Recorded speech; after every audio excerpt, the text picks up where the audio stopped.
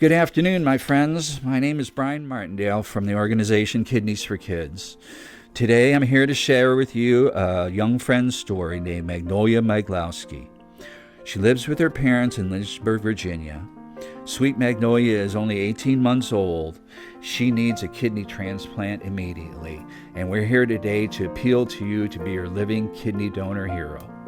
Magnolia would need a type B or a type O person to be a direct donor to her, but she could also participate in a shared donation program, which would give her credit and put her towards the top of the list to get her a living kidney donor from the next person that would match her. Today I want to share with you her story as written by her mother, Sydney.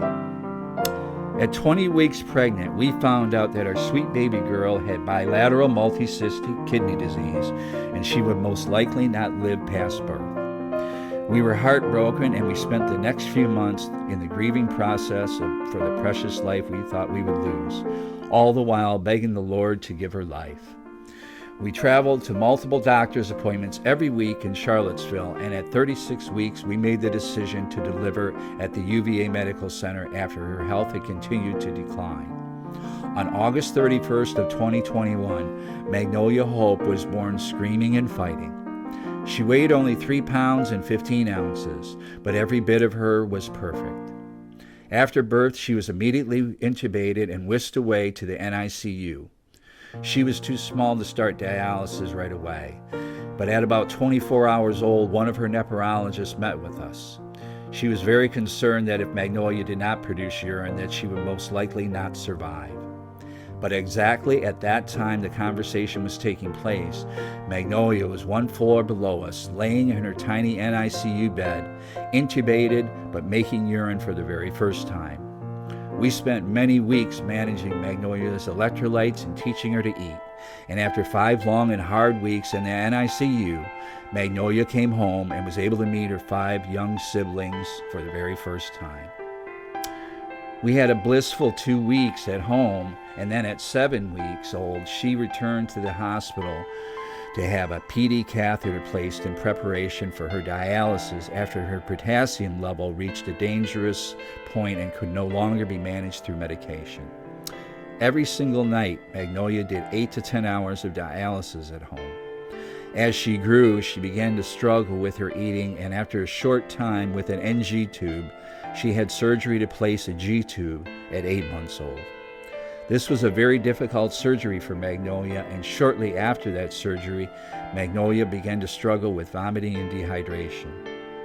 Then her PD catheter began to fail, and after many attempts to save her catheter through surgical revisions, TPA, and ultimately removing the original catheter and replacing it with a new one, Magnolia had a hemodialysis line placed. We currently travel 2 days a week to do dialysis in the PICU at the University of Virginia Hospital. Shortly after starting hemodialysis, Magnolia had surgery again to remove her old PD catheter that was no longer functioning. Hemodialysis carries many risks for a child of Magnolia's size and is not the preferred method of dialysis. And because of this, Magnolia has struggled with frequent, sometimes dangerous drops in blood pressure while doing her treatment, as well as low hemoglobin. Every time Magnolia does dialysis, she is losing blood, as it has required frequent blood transfusions. Magnolia needs a life-saving kidney transplant. She is currently going through a transplant evaluation, and as of today, as you're hearing this for the first time, Magnolia is listed and ready to receive a life-saving living kidney from a living kidney donor. Magnolia's life has been very hard and full of grief, trauma, and joy. She has had over 15 hospital admissions in just the past 6 months, and she has undergone 6 surgeries. Most of her summer was spent in the hospital. Because of this, Magnolia is in end-stage renal failure and no longer has an appetite and almost is completely dependent upon a feeding tube.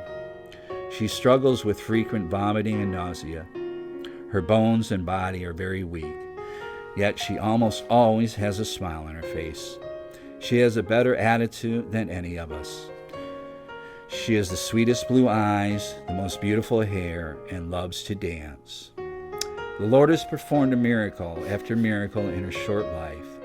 We know that the Lord has a plan far bigger than we can imagine for Magnolia's life, and every detail of her life has been orchestrated by Him. We thank you for listening today, friends. I ask that at the end of this video, you follow the instructions and register to become Magnolia's Living Donor Hero. Thank you.